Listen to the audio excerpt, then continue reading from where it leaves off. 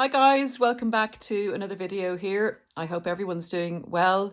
Thank you guys for your support as always. Thank you for being here.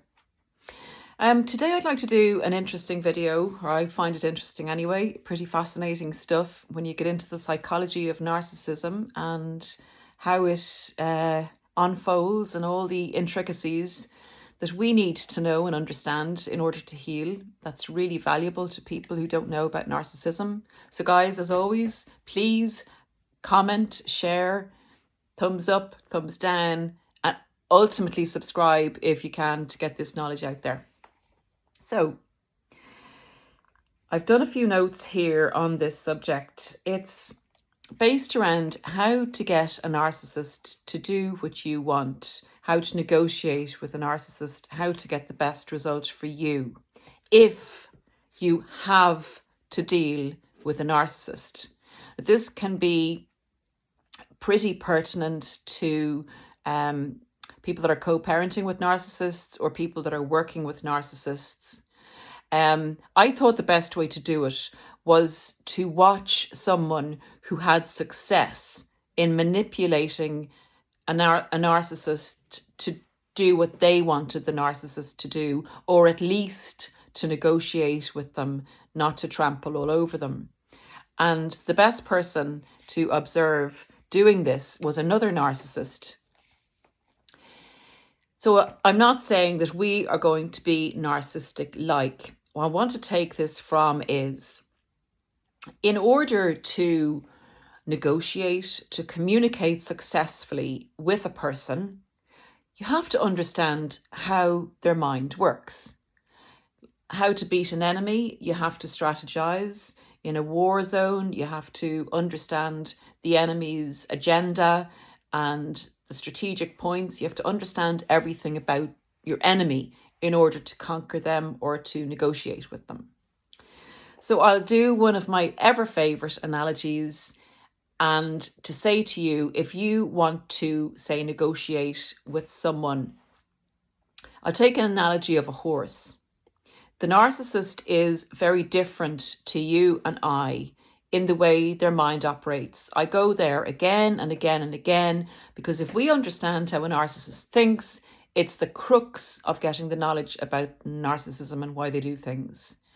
So it would be like if I wanted to negotiate with a narcissist from my own mindset, that I'm putting the narcissist as a horse, and I say to the horse, you know, we go into the stable every night and I put you in the same stable and I give you the same amount of hay. Well, hey, come with me, I'll take your halter. I'm going to ask you to walk in to that other stable and I'm going to give you twice as much hay for the next month if you go in there on your own. And then the horse kind of chomps away in the grass and looks up at you and goes, and proceeds to walk in with the halter and go into the stable they always go into. It's basically like that if you're trying to get a narcissist to do something.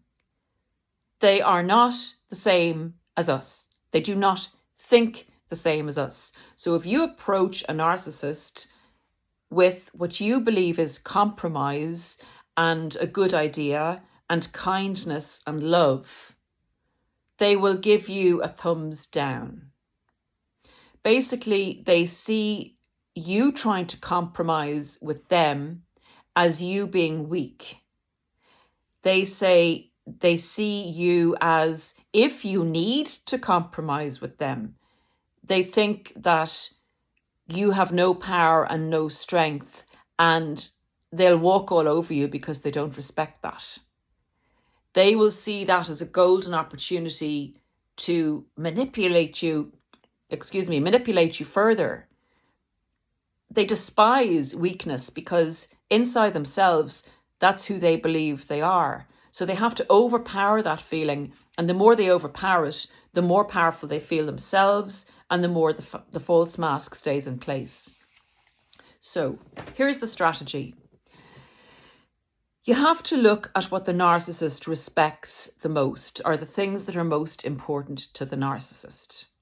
And that is to have control, to have power, and to have fuel supply, and to have their financial and all their physical needs supplied and made strong. So there are their standpoints. Narcissists respect strength. You may have come across situations where the narcissist has hurt someone and that person is pleading for the narcissist to go easy on them, to reconsider, begging the narcissist. The narcissist gets infuriated and empowered by this. They have no internal empathy. They don't feel the other person's pain. They feel the other person is begging them for something that they're not prepared to give, that would take from them. And they despise this weak person because remember, they decided at an early stage in life that they would never, ever, ever be weak and ever have to beg anybody for something. So that in their mind is the pits of an existence when someone is begging and in pain. And they want nothing to do with it, bar to override it and to put it down, to overcome it, to feel powerful over it. So you begging or pleading your case or asking the narcissist to compromise is just not going to work. It works with normal people because that's the normal way we interact with each other. We want to find compromise. We want to find solutions that are beneficial to everyone, and there's give and take. If the narcissist wasn't a narcissist, they do that. Narcissists don't give, they take. So if they see one inclination that you want to give, then they'll feel there's more to take. They won't want to take the half that you're giving in compromise. They'll guess, well, if they're giving me half, there's another half there that I can take. That's just the way they're wired. So they respect power and control and strength. So you have to go to them, even if you don't feel it, from a position of strength and power. Now, if it's, say, a child custody case or it's a work case, you have to do your research so that you're in the most powerful position you can be. There can be no emotion involved in negotiations. I use that word lightly. No emotion involved with solving a situation with a narcissist successfully. You have to do your research, have your facts lined up, have whatever authorities are behind you, make notes of everything that occurs before and after we call it a negotiation for want of better words. You go to the narcissist in a position of strength. That's the first thing. You don't threaten a narcissist, because if you threaten a narcissist, you're challenging them, you're challenging their power, and you're challenging their control.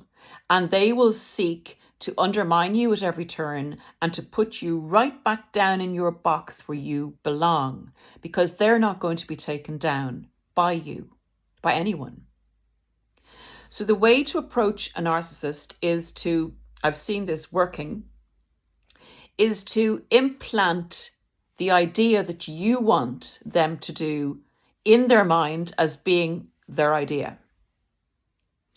You have to get them to own the suggestion, to plant it in their mind. You can either do this by bringing the discussion around to the subject, say there's a bush over there and you want them to hang something on it, by saying, that bush would look lovely decorated, but I don't really see any decorations in the room and the decorations are in front of them. And they go, well, I'll put that decoration on the bush. There you go. Now you have it.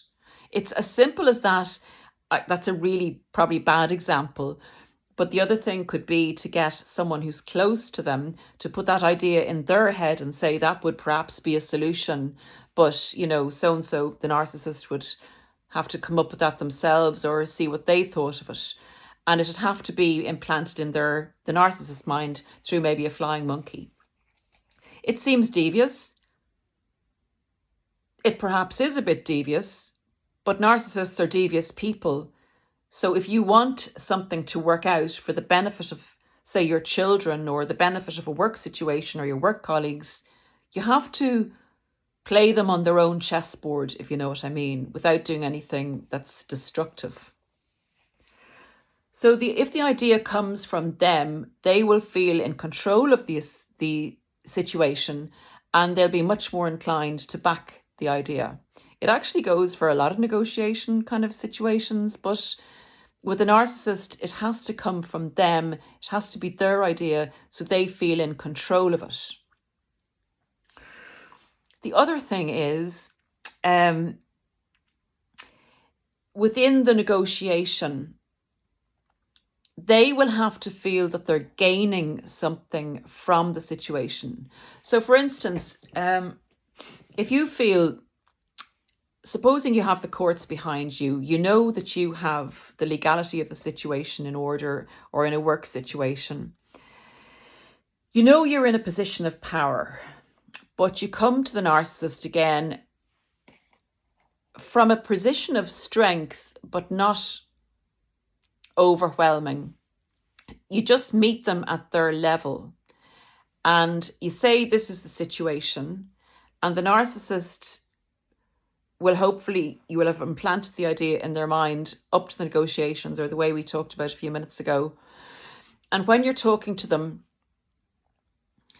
they will know, once you give them the information about the situation and this is the way it is, they're very shrewd. They know what's what. They know if you have the power or you have the backing behind you.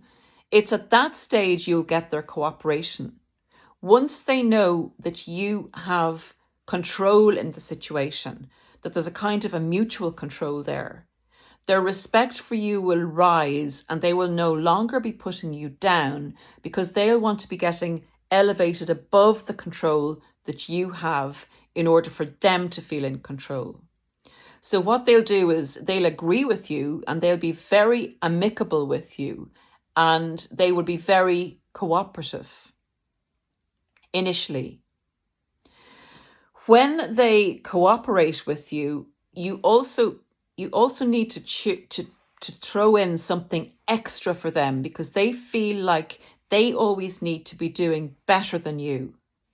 So if there's any reason that it's a financial gain for them, bring up the logic of the situation and say, well, of course, it'll be mutually beneficial, knowing it'll be more beneficial for them maybe in some ways, or mutually beneficial so that they won't be losing money on the situation. Say, if we do it this way, what do you think?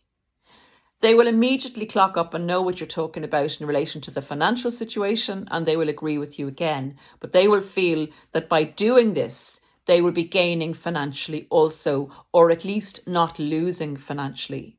You have to give them all the reasons that a narcissist respects. So they're in control still by agreeing with you, although they'll try and elevate that further on down the road. They don't feel that their power is diminished, because they're going to benefit from the situation, from the idea that you've agreed to, even though it's a compromise on your part. If they don't see it as a compromise, if they see it as you coming from a position of strength and authority, then they will feel they're benefiting. If you can give an added benefit, logical benefit, like they don't have to travel so far, or they don't have to pay as much money by doing this, or it could be mutually beneficial down the road, more beneficial to them, then you're on track to get an agreement here. You just don't have to look like you're compromising. You have to come to the table in the full suit of armour that they have on, so they see an opponent who is worthy of their respect. Further down the road, they will try and chip away at the control they perceive you having by maybe not turning up to collect the kids on time, maybe backing off on a work agreement that they had in place with you. So you have to keep on top of them all the time. You have to keep them feeling that they're gaining a little, but always pulling back by reasserting your level of control. Yes, guys, don't threaten them, offer them a reward, make it their idea. The last thing I have written down here is when they do comply. So you've gotten your agreement with them and the first few times it's all working out. What you need to do there is praise them highly, thank them for what they're doing, and say things like, I knew that you were this good person. You always do this on time. You always make your payment on time. You've never let me down. It's like talking to a child. You're rewarding them for good behavior. It's that simple, but it's that necessary. So you're also giving them fuel. Now, guys, you may go and say to me, Paula, there's no way I want to make this individual feel good. And I'll come back to you and say, I totally understand and get that. But I'll say, if you want your children's, say, visiting arrangements or your children's life to be on a smoother road, to have less conflict in it, to have their other parent deal with things in a more adult way, for want of a better word, if you want a work situation resolved or calmed down so that you can strategize to deal with it in a different way, but you need control of it for the benefit of your workplace, your work colleagues, yourself, your business, it is important to prioritize what your strategy and agenda is. And if you would have compromised anyway with this person, it's just compromising in a different way. It's compromising so they don't know you're compromising to get the result that you need to get. Narcissists are notoriously tricky. You know that.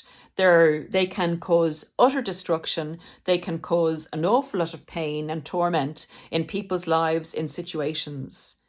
So if you get into the narcissist's head, this is the best way, in my opinion, from what I've seen and experienced one narcissist on another narcissist getting them to cooperate. This is the way to do it. Guys, if you have any other suggestions as to how to get a narcissist to cooperate in a situation, please let me know. But ultimately, you have to look at the figures of control. So they feel in control, or they also feel it's their idea and they can be a little bit above you in the control stakes. So you meet them at their level, being strong, with strength, show no emotion, show no kindness or feeling of compromise. You'll be compromising at the other end by rewarding them for their good behavior, by fueling them with praise. Keep your head. Don't take bait if they bait you in the situation. Maintain your control. Always keep notes in a work situation or a child custody situation or any other situation where you need to keep a record.